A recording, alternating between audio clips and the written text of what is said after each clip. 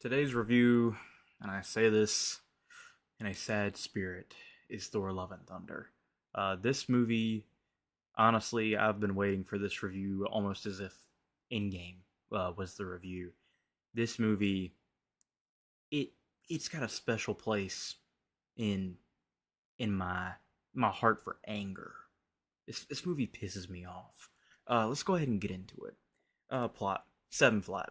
I know people might think that's a little high. Ultimately, if you look at the arc of what they're trying to do, they're trying to obviously introduce Gore at the beginning with one of the goofiest damn scenes of just comically evil God at the beginning, and then yeah, the idea of him going to infinity to try and kill all the gods. I think that's an interesting concept, and then ultimately it leading to him saving his daughter. I think is another interesting concept. However, however, I'm just gonna go ahead and hell, I might even reveal all the ratings real quick. Yeah, let's just go ahead and do that. And let's at least just I'll keep it at dialogue and acting for now, because I've got some larger things to talk about than just the plot. This movie, and this goes into dialogue. It's got a tone that can only be described as The Boys meets a Disney movie. They try and make these over the top sexual jokes throughout the movie, but also a heavy core element of the movie is the inclusion of kids in the movie. They go out of their way, and it's a bad example of nepotism too. If you look at the kids that play the kids in the movie, a lot of them are related to the actors in the movie, which, fine, whatever. If kids are going to be in a movie and you want to make them your kids, that's fine. However, Love, who ends up being Thor's adopted daughter at the end of the movie, and Gore's actual daughter in the movie, that is Chris Hemsworth's actual daughter. So straight up, she got the part because she was Chris Hemsworth's daughter. And then some of the other kids in the movie also, like I said before, are related to other members of the movie's either staff or crew, or cast.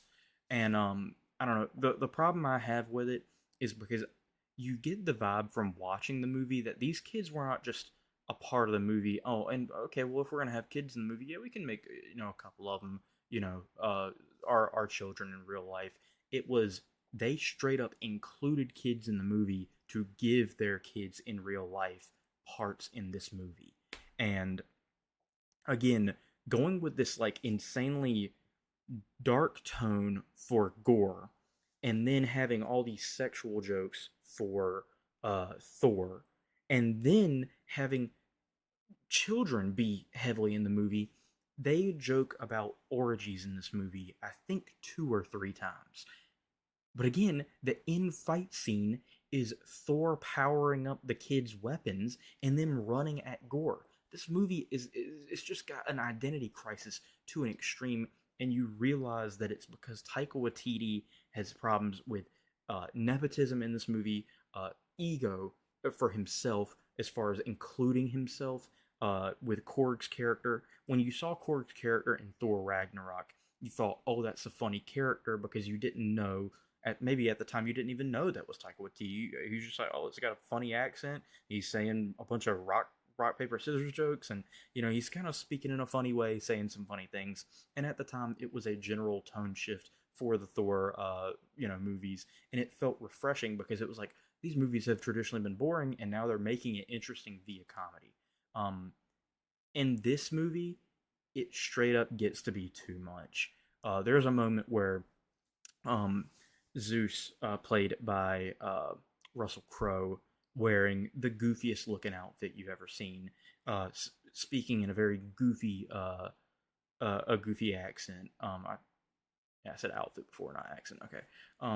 Yeah, where he throws a thunderbolt through Korg, and you think, "Oh my God, yes, he finally died. The movie is going to be serious now. The movie they are going to focus on Korg, or not on Korg, on Gore the God Butcher, and they're going to focus on Thor and actually Jane Foster going through cancer and all the serious beats of the movie." And then you know what happens? Korg's face starts talking on the ground after his entire body disintegrates into rubble, and the rest of the movie he turns into a talking face that is carried around the movie, which I also can only also imagine that the reason for that was primarily probably for budget reasons to get rid of having to make a completely CGI character, and now they're carrying around this talking mask the entire movie that represents everything wrong with the movie. And the mask shows Taika Waititi's insecurities about not being part of, you know, being the main thing about the movie. And it's honestly, ego wise, it's one of the worst self inclusions I've ever seen in a movie outside of like Tarantino in Pulp Fiction, where he's just saying the N word hard R. Why did you give yourself that role? I know the perfect guy for this casting. The guy who's going to be like a hardcore racist. That's going to be me. That's a bad clip. I hope nobody takes that out of context. Uh, anyway, that's the worst like self-inclusion I've ever seen. There's an actual word for it. Self-insert is what I'm looking for. Self-insert. It's one of the worst self-inserts outside of Tarantino, because Tarantino's got another one in Dusk. I think it's From Dusk Until Dawn, or Dusk. It's something with Dusk and Dawns or something like that. I haven't seen the movie. It's like the one Tarantino movie I haven't seen. But apparently he's drinking alcohol off of Selma Hayek's foot. That's horribly bad too. I mean, buddy, get some help. I mean, what's going on? Anyway, out of the self-insert category, not only did he self-insert himself, but he self-inserted kids of him and his friends. And I think that is a massive problem, because you are putting pretty much almost everything before the movie. I mean, I'm talking about so many different things, and I'm not talking about what I should actually be talking about, which is Thor's story. We're so far away from that right now. We're so far away from what does Chris Hemsworth's Thor look like in this movie. And the truth is he looks like a Party City imitation of Thor in this movie. Even his outfit, it's a cool looking outfit, but they make it look so goofy with the helmet, and it's very vibrant. But then, like, also, this gets into kind of a weird category here, but I think Chris Hemsworth got a little too big for this movie too. I think he needs to stay a little bit leaner as Thor. Getting into like this huge shape, I think to me is a little off-putting sometimes.